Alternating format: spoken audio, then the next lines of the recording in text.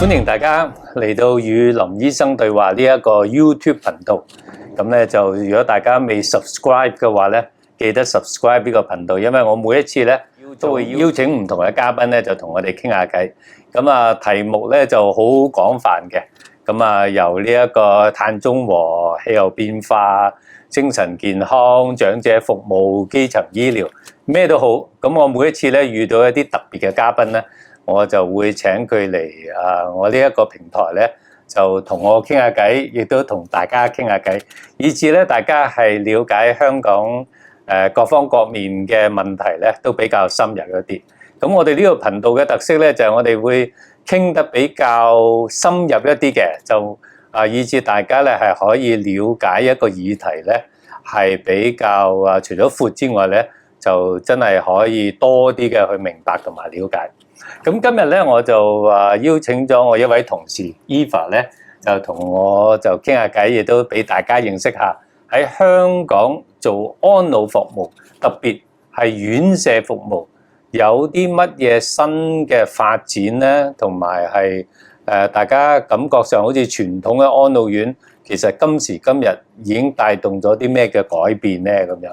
因為 Eva 咧可以咁講，就係喺安老服務裏邊嚟講咧，係一位老行專，縱然好年輕，不過係老行專嚟㗎啦。Eva，不如你介紹下自己先啊。好啊，好啊。咁我自己本身嘅專業係一個護士啦。咁我加入咗靈實咧，就已經21年啦。咁係。不過我都耐過你。係。咁呢21年裏邊咧，我都係做緊呢一個嘅院舍嘅服務嚇。咁喺2014年，我就嚟到呢個靈實護平養院當中啦，咁去做一個即係管理呢間院舍啦。咁靈實護平養院咧，佢其實係1999年咧就已經係建成㗎啦嚇。咁當年咧，我諗相信都係佢比較前衛，係一間自負盈虧嘅院舍。聽講嗰陣係最大嘅一間自負盈虧院舍嚟㗎喎。係啊，因為成個護平養院咧，其實佔地咧差唔多係6萬幾7萬平方尺嚇。咁總共咧其實有5層樓啦嚇。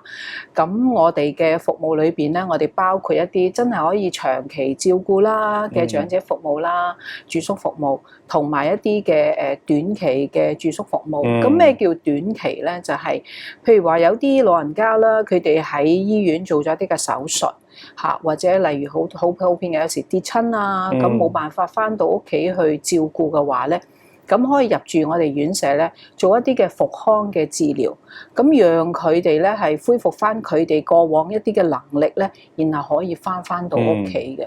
係呢一點咧，我就想同阿 Eva 傾下，因為好多人咧就有個即係認知咧，就係點解令到啲老人家好唔中意住老人院咧？就係覺得住咗入咗老人院咧，就唔會返出嚟㗎啦。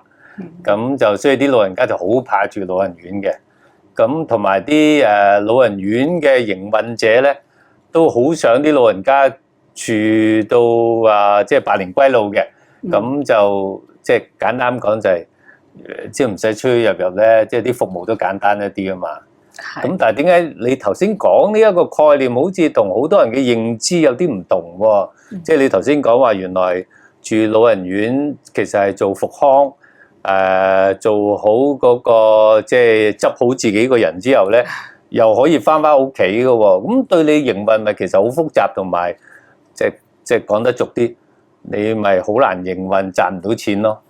可以咁講嘅嚇，因為真嘅。如果長期照顧咧，係固定嗰班老人家咧，其實照顧上啦係比較容易啦。咁喺呢一個嘅真係收入方面咧，又較為穩定嘅。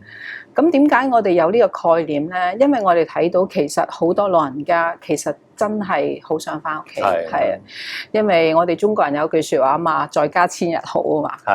咁老人家更加啦，咁所以其實我哋睇到真係有呢個需要嘅時候咧，我哋點樣可以幫到呢一班即係老人家，佢哋可以喺屋企度照顧。相信喺屋企照顧最困難咧，就係老人家完全冇力咁屋企人就好難去照顧。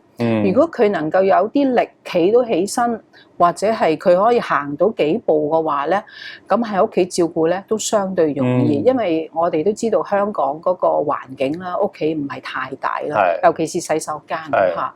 咁如果佢做唔到呢個，即係呢個冇呢個能力嘅話咧，咁就相對困難啦。所以我哋好想咧，就係有啲老人家，其實即係訓練到佢哋，我哋好想將佢哋嗰個復康嗰個照顧融入去日常生活嘅照顧裏邊，加強佢哋去鍛鍊佢哋自己身體嘅能力，咁可以促使到佢哋快啲返屋企。所以似乎 Eva 咧就係以嗰位長者為本。